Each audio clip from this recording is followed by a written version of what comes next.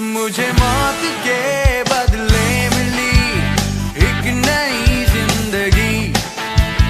तू नहीं तो कुछ भी नहीं, तू ही तो है सभी। मुझे मौत के बदले मिली एक नई जिंदगी। Praise the Lord, shalom. प्रभु यीशु मसीह के नाम से आप सबको सुबह क्या जय मसीह की। Praise the Lord. प्रेत life evangelical ministry फ्लम prayer centre की तरफ से दैनिक परमेश्वर के प्रेरणा का वचन के माध्यम से आप सबसे मुलाकात करने में मैं आज भी खुश हूँ। तो आप सबको जय मसीह की शालोम कहता हूँ। प्रियो, इन दिनों में हम लोग बार बार इसी दैनिक परमेश्वर के प्रेरणा के वचन में डिवाइन नेचर के बारे में देखा रहे हैं। लगभग हम आज काफ़ी बातों का हम लोग ने देखा। लगभग हम लोग 5-6 दिन के ऊपर देख लिया। अभी 7वां दिन में अभी हम परमेश्वर का वचन को सुन रहे हैं डिवाइन नेचर के ऊपर, यानी ईश्वरीय स्वभाव के ऊपर। अब ईश्वर के स्वभाव को हमें लेकर चलना जरूरी है। हम प्रभु का अनुग्रह के द्वारा कल हम लोग ने देखा कि हमें जो गॉडलीनेस मतलब ईश्वर स्वभाव में बढ़ने के लिए हमको धीरज पर बढ़ना है करके हमने देखा।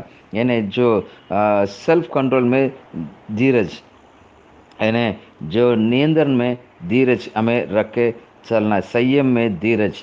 तो आज मैं आपके पास है इसे धीरज में संयम पर धीरज का हमने देखा वचन, ये दूसरा पतरस की किताब 1 अध्याय उसके 6 वचन पर।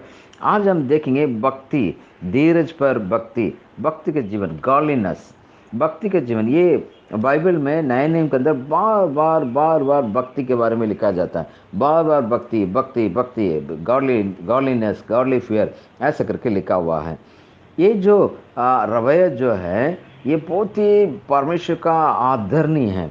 यानी जो भक्ति परमेश्वर का आदर करने के बात है, प्रभु के संगति में, प्रभु के रिश्ता में आगे बढ़ने के बात है मेरे प्रिय।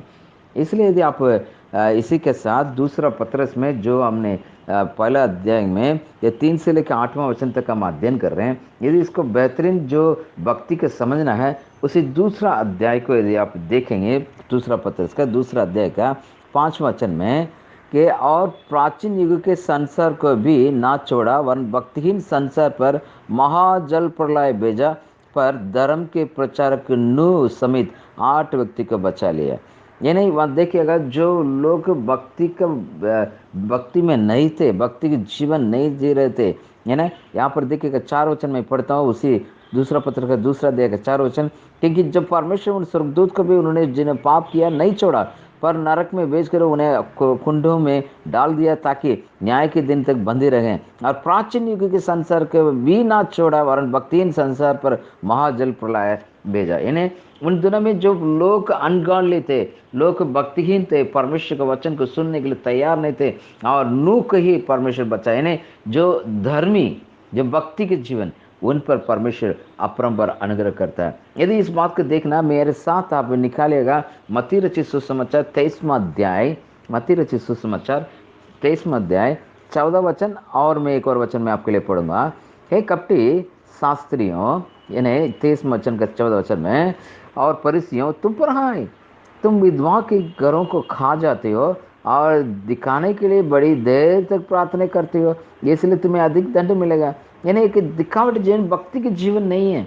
वही चीज़ आपको 23वां वचन में पढ़ना चाहूँगा। एक कपटी शास्त्रियों, फरीसियों, तुम पर हाय, तुम फुदीने, सौंफ, जीरों को 10वां अंश देते हो, परंतु तुमने व्यवस्था की गंभीर बातों का अर्थात न्याय और दया और विश्वास को छोड़ दिया। चाहिए था कि इन्हें भी करते रहे और उन्हें भी ना छोड़ते। यानी प्रभु परमेश्वर यहाँ पर ना केवल प्रभु 10वां देना, लेकिन 10वां के साथ साथ महत्वपूर्ण जीवन है भक्ति के जीवन, परमेश्वर का प्रिय जीवन, परमेश्वर को खुश करने के जीवन, ये अत्यावश्यक है। यानी परमेश्वर का मसीह में यदि बढ़ना है, आपको पुराने जो मनुष्य को उतार कर नए मनुष्य को पहनना जरूरी है। इसलिए कोलोसी के पत्री में 3रा अध्याय में मैं आपके लिए पढ़ना चाहूँगा। थोड़ा सा ज़्यादा वचन पढ़ता हूँ लेकिन आपको समझ में आएगा। तो कोलोसी 3रा अध्याय 8वां वचन से पढ़ता हूँ। पर अब तुम भी इन सब बातों को, अर्थात क्रोध, रोष, वेर भाव, निंदा और मुख से गालियां बकना सब छोड़ दो। एक दूसरे के झूठ मत बोलो, क्योंकि तुमने पुराने मनुष्यत्व के उसके कामों समेत उतार डाला है और नए मनुष्यत्व को पहन लिया है, जो अपने सृजनहार के स्वरूप के अनुसार ज्ञान प्राप्त करने के लिए नया बनता जाता है।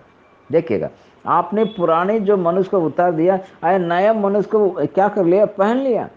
इसलिए कहता है कोलोसियों के 3 अध्याय का 2 और 3 वचन में, पृथ्वी पर के नहीं परंतु स्वर्गीय वस्तु पर ध्यान दो। पृथ्वी चीज के पर नहीं, स्वर्गीय वस्तु पर ध्यान दो। क्या ध्यान देना है? तुम तो मर के, तुम्हारे जीवन मसीह के साथ परमेश्वर में छिपा हुआ है ना। इसलिए आप पुराने मनुष्य को उतार डालो, पुराने मनुष्य के साथ मत चलो। यानी भक्तिहीन जीवन नहीं, भक्ति के जीवन हमें जरूरी है। बिना भक्ति के जीवन हम कुछ नहीं कर। इसलिए कहता है संयम पर धीरज या धीरज पर भक्ति, यानी धीरज पर भक्ति बहुत ही चाहिए। प्रसरवन के साथ गालीनेस बहुत ही जरूरी है। यानी जो परमेश्वर भक्ति के जीवन हमें बताया, उसी भक्ति के जीवन में हमें बढ़ना है। जैसे नूह परमेश्वर के भय मानते हुए, परमेश्वर के प्रिय प्रसन्न करते हुए उसके जीवन था, परमेश्वर जल प्रलय के समय पर उसे बचा लिया। परमेश्वर चाहते हैं उसके समानता में बढ़ते जाएं। हम पुराने मनुष्य को उतार के नए मनुष्य को पहन के चलेंगे, ताकि धीरज पर भक्ति में हम बढ़ते जा सकें।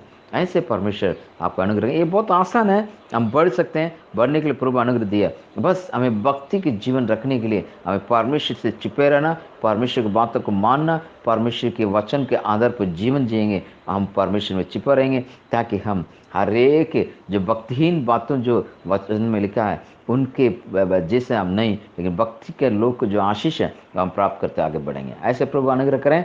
आइए प्रभु का धन्यवाद देंगे।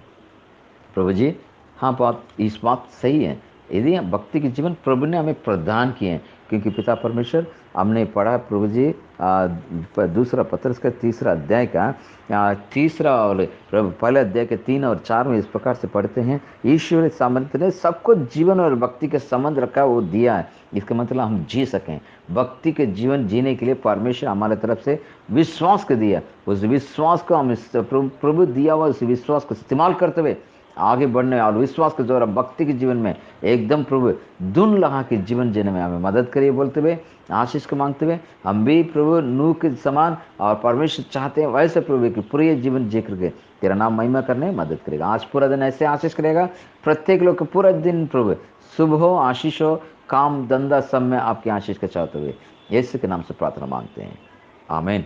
Hallelujah, praise the Lord. प्रत्येक का नाम प्रभु नाम आशीष करें, प्रभु का अनुग्रह से भरपूर करें। Thank you so much. कल भी नई बातों के साथ हम मुलाकात करेंगे। Thank you.